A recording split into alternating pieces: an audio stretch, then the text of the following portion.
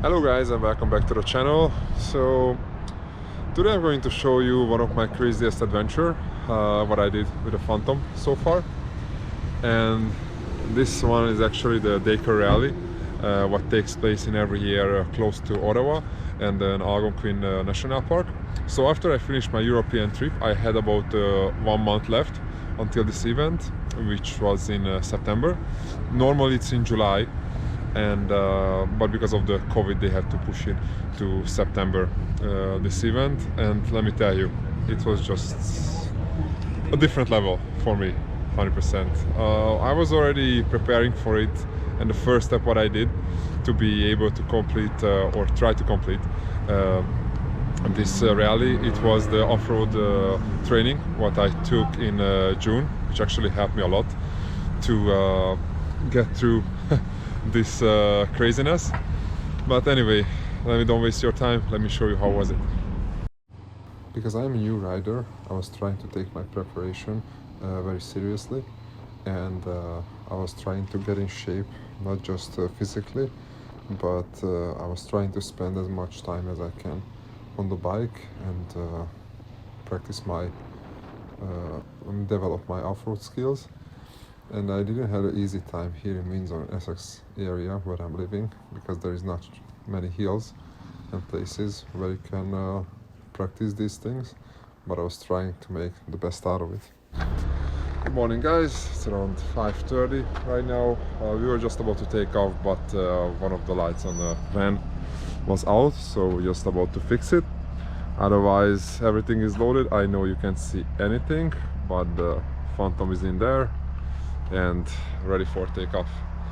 So yeah, it's about a 7-8 hour drive, and I'm really excited for all this, really excited. Oh boys, Total fire band. oh yeah, rock and roll baby.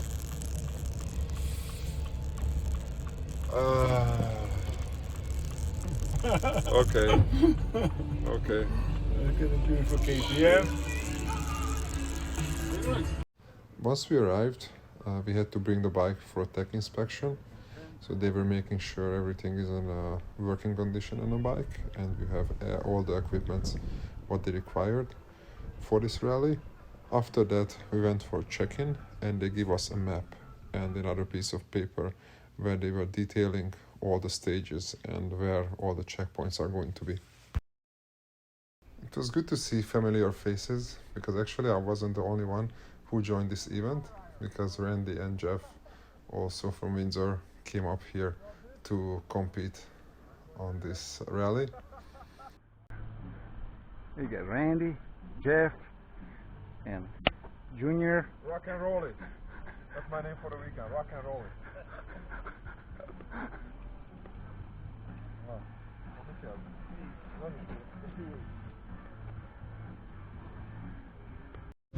The bike is ready to go. I just took off one of the mirrors, I took off the flexi, and I have my number on it. Let's grab a pipe like this. My number is 238. Kind of bend it and It's make right it here. around it. Protect that pipe, because So that's gonna be me. see a log, a bigger log. Let's see what we got for tomorrow. I'm excited, but not worried. I'm gonna give all I got, and let's see how far it's gonna take me. After I did the finishing touches on the bike, I still had some time to walk around and see what other competitors came with before we had the final briefing in the night. And I found out that pretty much I'm the underdog in this whole event, because nobody was crazy enough to come here with the entry-level adventure bike. Some of the guys showed up with like very serious machines, and it was really good to see which way I need to go if I really take this off-road riding seriously.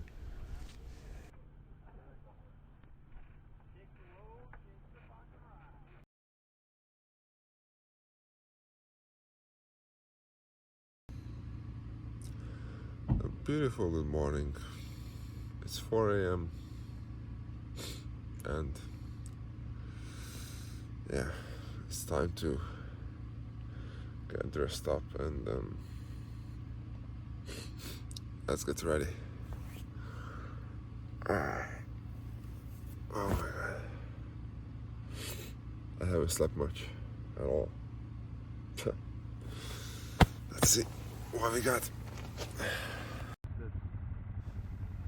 Well, my morning routine in this case was getting some breakfast fast as I can, dress up fast as I can, and listen to Eye of the Tiger a couple of times to get a little boost before the takeoff.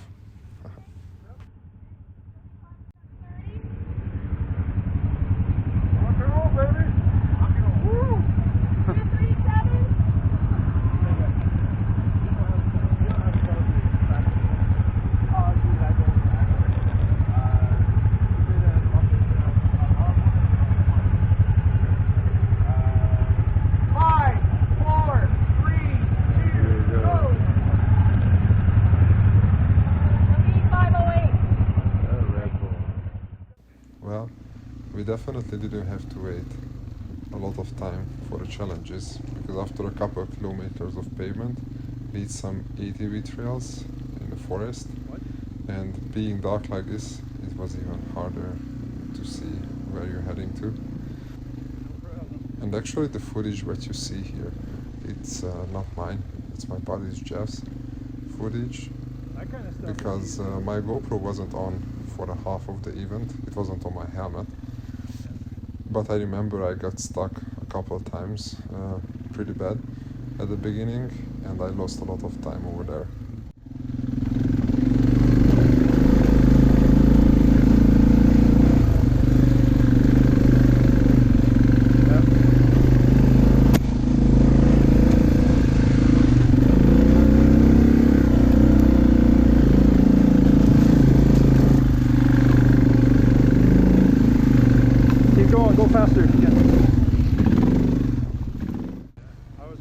Dacre is a GPS guided event, and you would think, I mean, I was thinking, it's nothing complicated, you just need to follow the line and then everything is going to be fine. But when it's so dark in the morning and so dark it's going to be in the night, to focus on the road and check the GPS if you are on the right track, it's definitely not the easiest thing. And sometimes there was like a hidden path what you had to follow, what you were passing, because there was a bush in front of it or something and you just didn't see it. And sometimes there was the GPS coordinates weren't 100% correct, and the road where you were going wasn't really matching up with the lines what you had to follow, so it was kind of confusing as well. But anyway, all these made even just more interesting.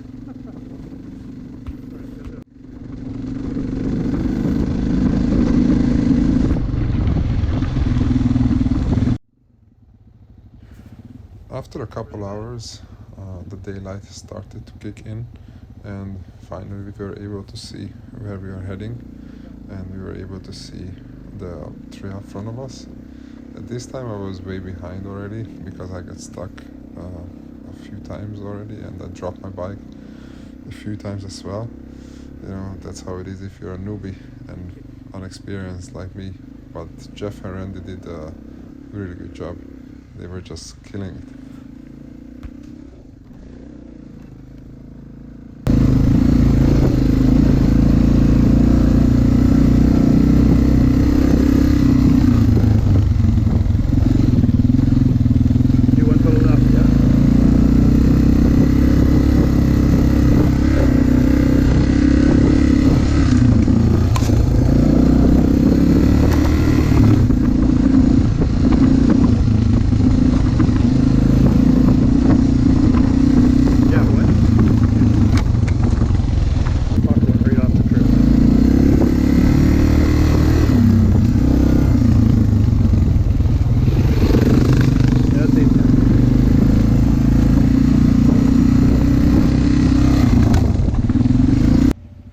First section of the rally was actually the longest. It was about 115 kilometers in our class, which was the bronze. And I forgot to mention earlier that At the check-in, they also uploaded all the data into the GPSs. So after you finished or completed a section, you just had to choose the next one and then load it in, and you were good to go.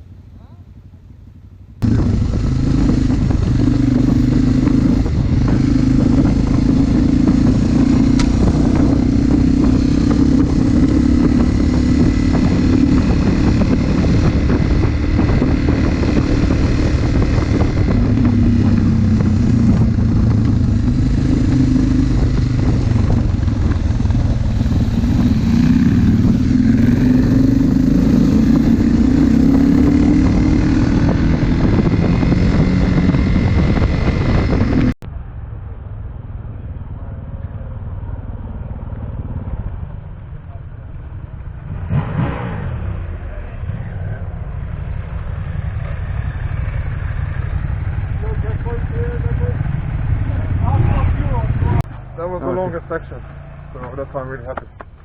Okay. And the bike is still in one piece? I really hope so. I really hope. I wasn't really paying any attention for that. Yeah? You didn't have a chance?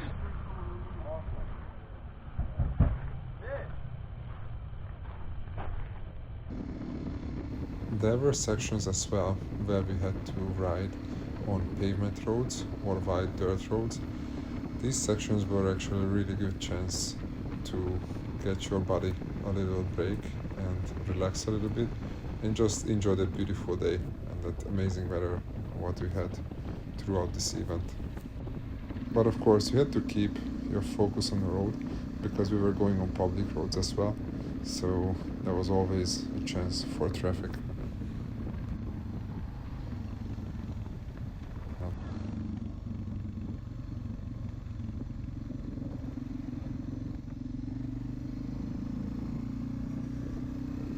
I didn't hear a word.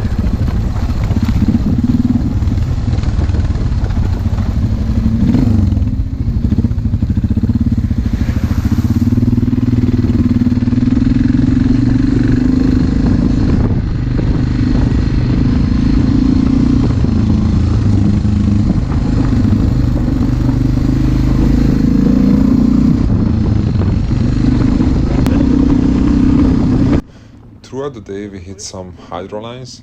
They were fast sections, but you had to pay attention to not get a pinch flat because there were some hidden boulders and a lot of rocks, and especially when you were going on an uphill turn, that was definitely a technical part of this course.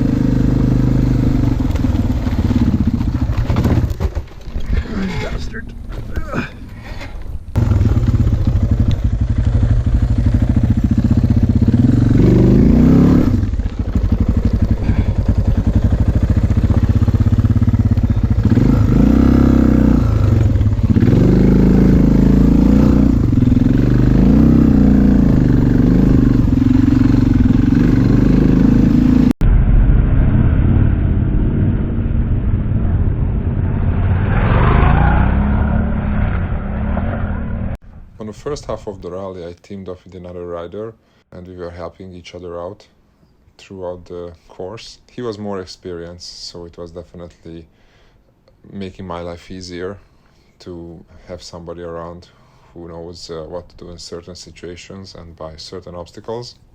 But even like this, I was losing already a lot of time and I was pretty much like on the end of the pack, and it didn't get better because the next section after the first actual checkpoint we got in some trouble with the GPSs and the course was laid out wrong, so that gave us a hell of a time. But anyway, after we found our way back and we arrived to the lunch break, which was the second checkpoint. Jeff, how are you doing? So here I am, guys, in the corner of middle of nowhere. and end of the world. Check it out. See trail behind me, trail in front of me, shit ton of cars everywhere. Everywhere.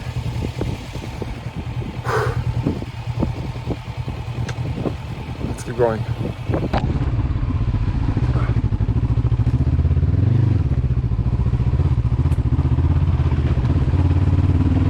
On the way to the third checkpoint, I lost my teammate, Mr. L, because he was going to the front too far ahead, and we lost each other. And it turned out, in the finish line, he told me he couldn't finish the rally because he wasn't able to find his way back to the course. So I was taking the other half of the rally by myself, which was definitely a very interesting experience when you're out in the wild, just going through the forest and by the hydro lines, and nobody's around you, nothing at all. You're just looking at this little technology in front of you and hoping that's gonna take you to the right spot. So it was sometimes scary, interesting, and yeah, I definitely had like a lot of emotions going on. And meanwhile, you had to focus on the course as well.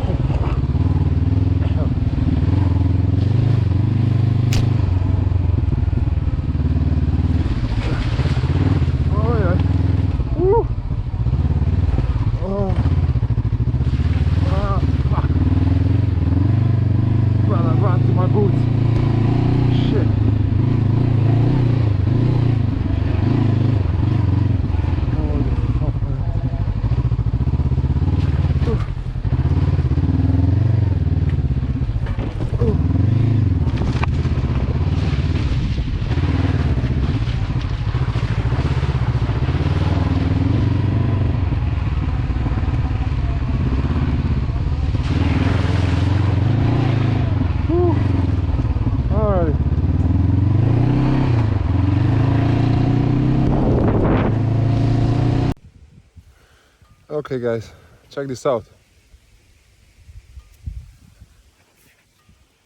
It's wonderful. It's amazing. It's just amazing.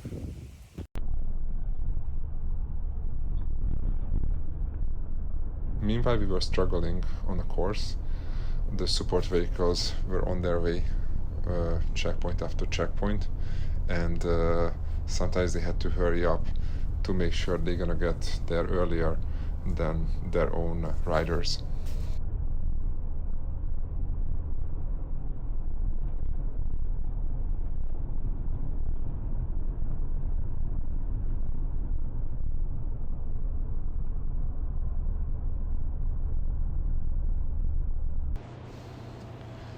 It was sometimes funny when we were going on a nice pavement, and after 10-15 minutes, or let's say 20 minutes, it just transitioned into a rocky, muddy ATV trail.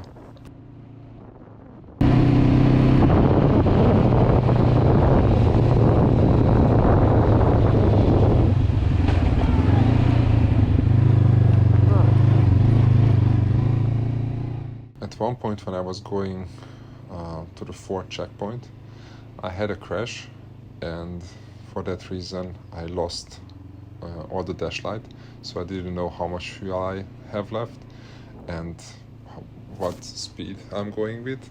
I was pretty much assuming from the what gear I'm in and from the sound of the bike, it's kind of was the easier way, but the fuel part was definitely a tricky one. So at the next checkpoint I just filled it up all the way, and I assumed that should last for the rest of the race.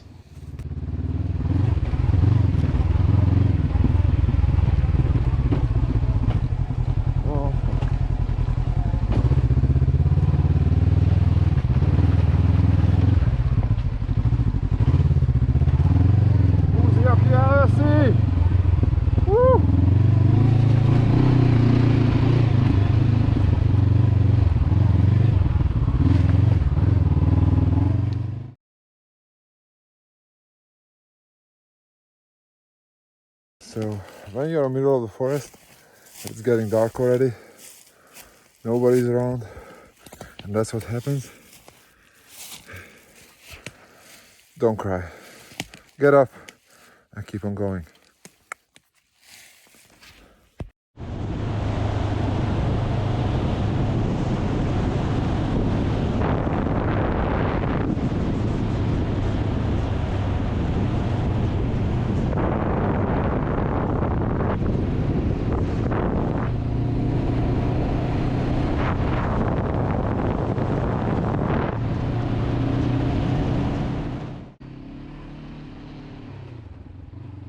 Getting closer to the end of the rally, I had to be a friend with the thought that I'm going to finish this rally in a pitch black, because I still had a section in front of me which was about 38 kilometers, and I knew it's not going to be just a easy jogging to the finish line.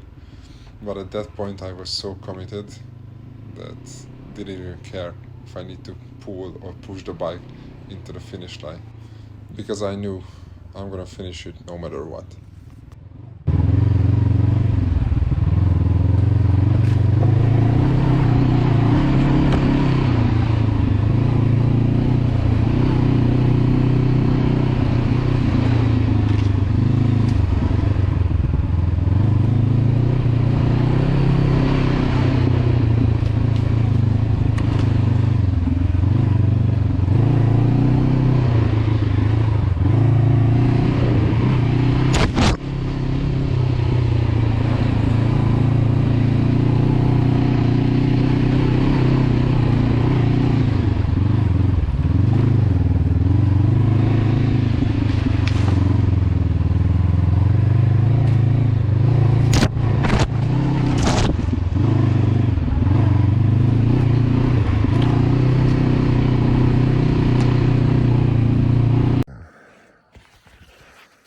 What's up, guys?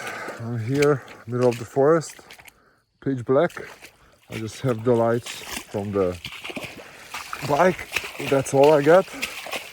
And right now I'm walking in a fucking mud, like this.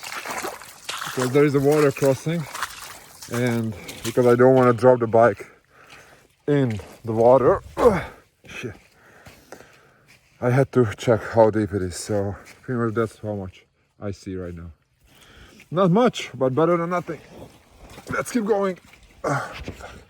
To see it, but there, right there, is the finish line. I'm right here, guys. I made it. Let's bring it home.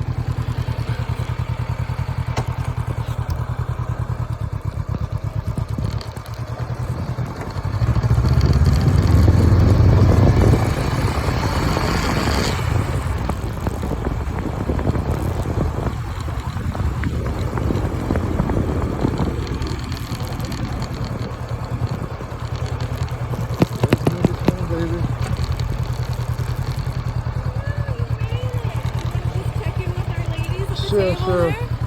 Thank you. No worries.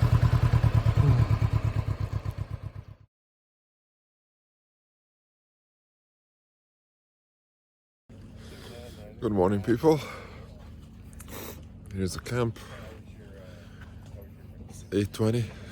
So it's been 16 hours and 40 minutes on a bike. It was fun. But my body hurts, every part of it. And look at the bike. It took some abuse, I'm gonna lie.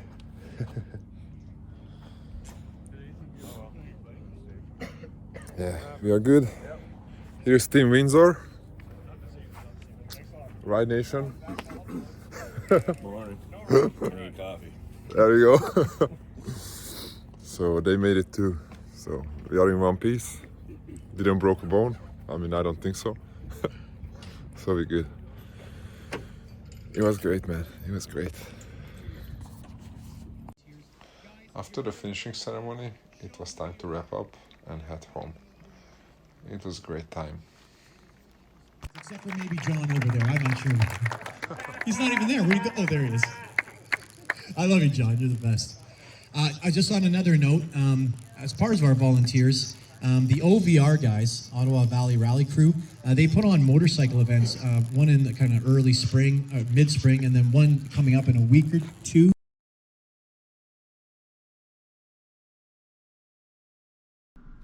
That's it, guys. That was the Dacre 2021 through my perspective. I hope you guys enjoyed the video, and I wanted to say thank you for Jeff again to let me borrow his footage. And yeah, it was definitely a good time. And if you guys have any information needed or anything you wanna know more about this event, just go on to rallyconnects.com. I'm pretty sure Millie and his team will be more than happy to answer all of your questions. But until then, it's 2022, so it's time to get ready.